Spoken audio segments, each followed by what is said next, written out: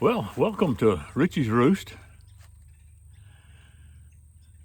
Late afternoon at my outside studio, Chaco, Mississippi. Beautiful day. The day before election, as a matter of fact.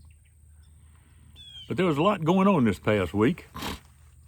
Good football games, election preparation with unending candidates commercials, and the World Series was going on. People in Houston are happy. Crimson Tide folks, not so much. Ole Miss had an open date, giving us an extra week to get ready for Alabama. But I hope the Tide won't take out their frustration about losing to LSU on us. Well, the baseball games stirred up some old memories I had almost forgotten about. I thought I'd go over a couple or three of them with you. Kind of enjoyed them while they were going on, enjoyed thinking about them. One involved Dizzy Dean, actually a couple of them. Well, I used to watch Dizzy Dean and Pee Wee Reese on their TV broadcast on Saturday afternoons for the game of the week. They were a pair I enjoyed watching. Didn't matter what kind of ball game was going on. There was always a good time watching them. He was bad about launching off into singing Wabash Cannonball, if you remember, or talking about his bird dogs, hunting dead. Well,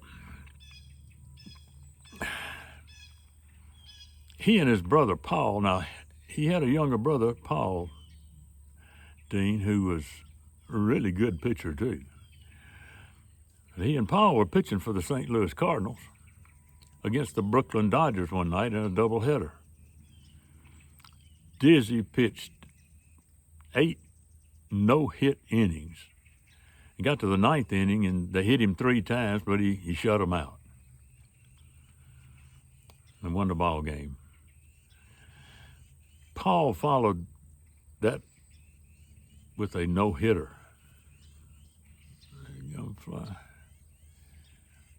Pitched a no-hitter, and Dizzy was heard talking to Paul after the ball game.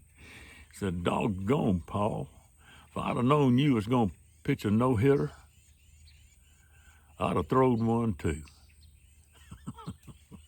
Well, so another time he was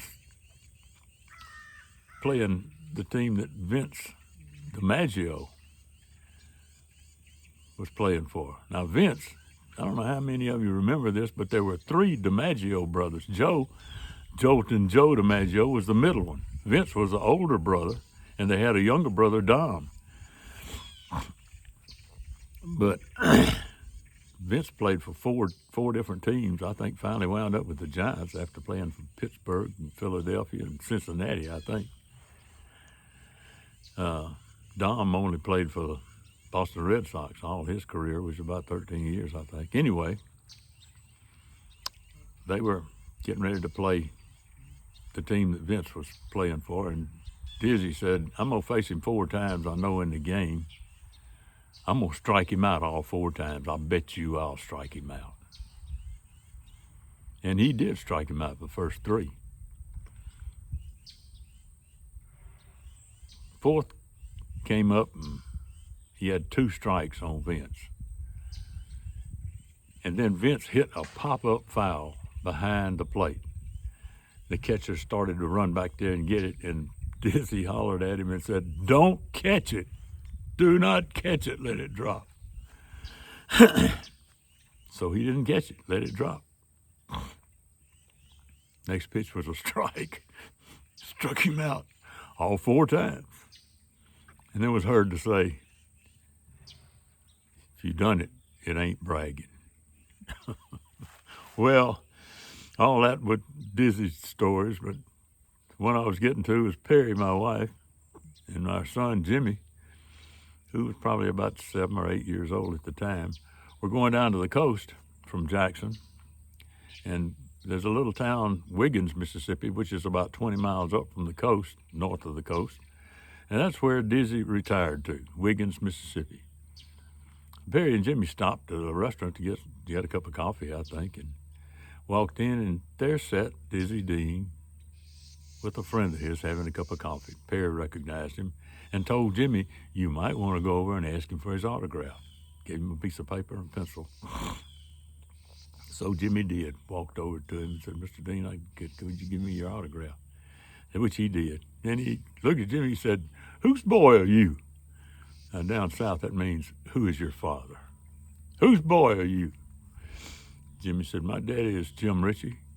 Dizzy said, well, tell old Jim I said hello. I hadn't seen him in a long time and I miss him. Be sure when you get home you tell your daddy I said hello.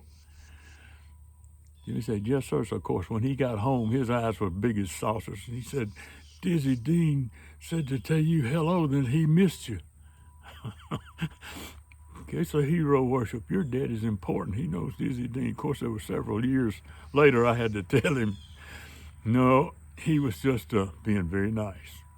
I never met him, but I would love to have. I did meet Yogi one time, Yogi Berra. Perry and I went down to the Super Bowl VI in New Orleans, 1972, when the Dallas Cowboys were playing the Miami Dolphins, Super Bowl VI, in the old two-lane stadium.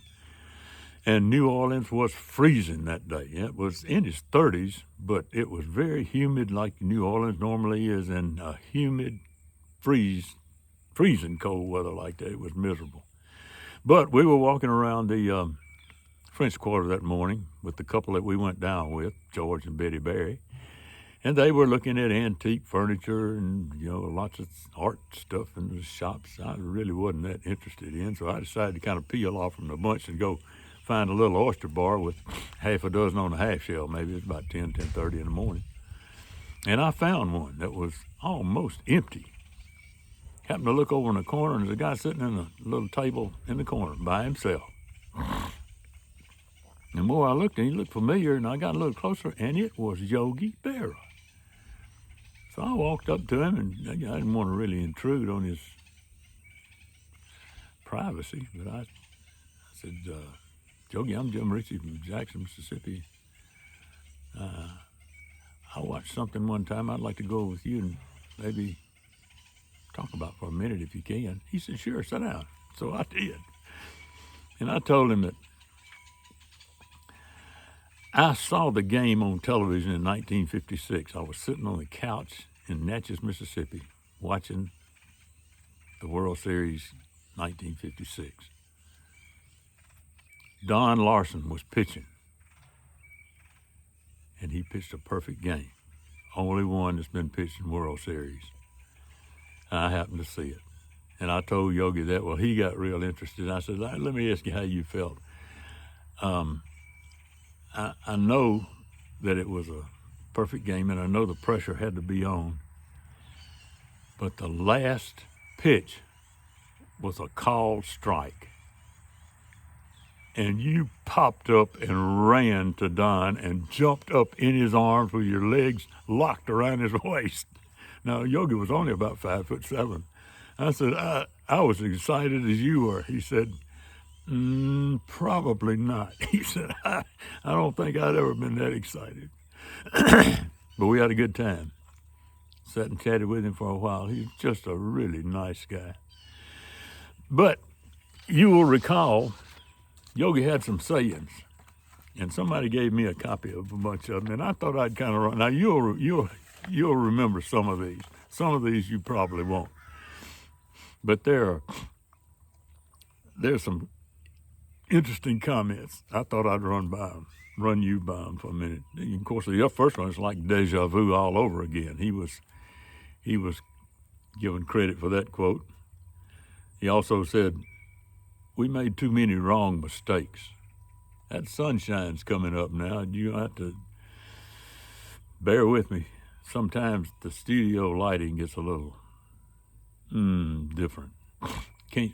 I can't fix that.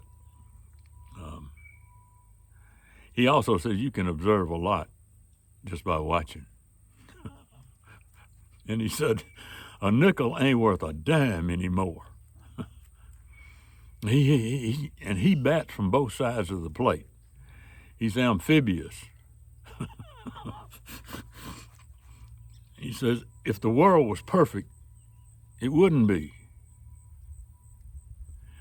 If you don't know where you're going, you might end up some else place or someplace else.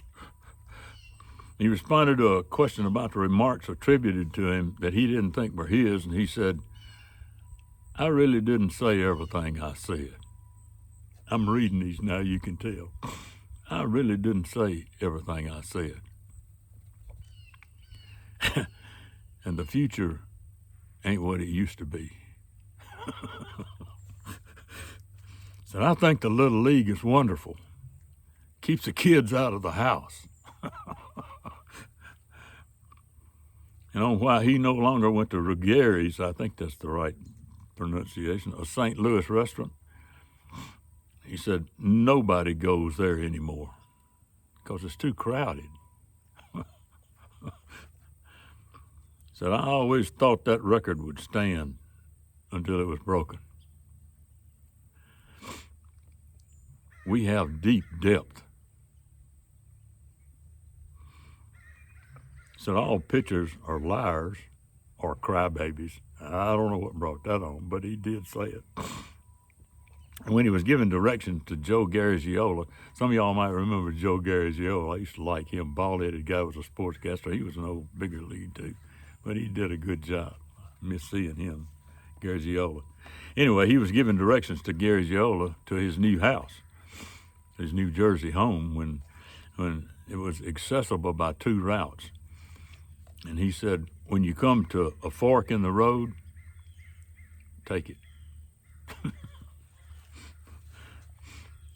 And he had a little piece of advice here. He said, always go to other people's funerals. Otherwise, they won't come to yours.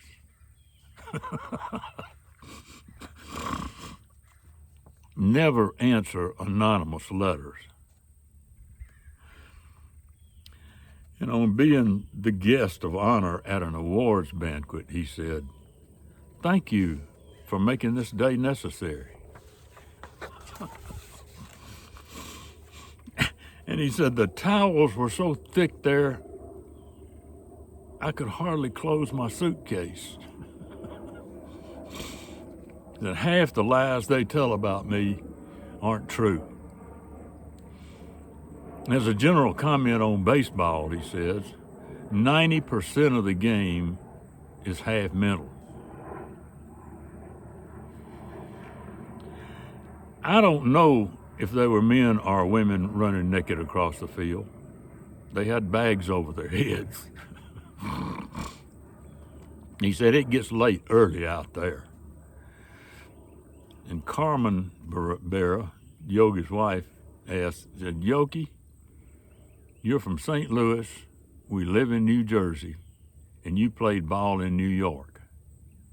If you go before I do, where would you like me to have you buried? And Yogi's answer was, surprise me. That's what I told Perry. And of course the classic, the one you'll remember that everybody knows, the last one, said it ain't over till it's over. Well, both Diaz and Yogi are gone now.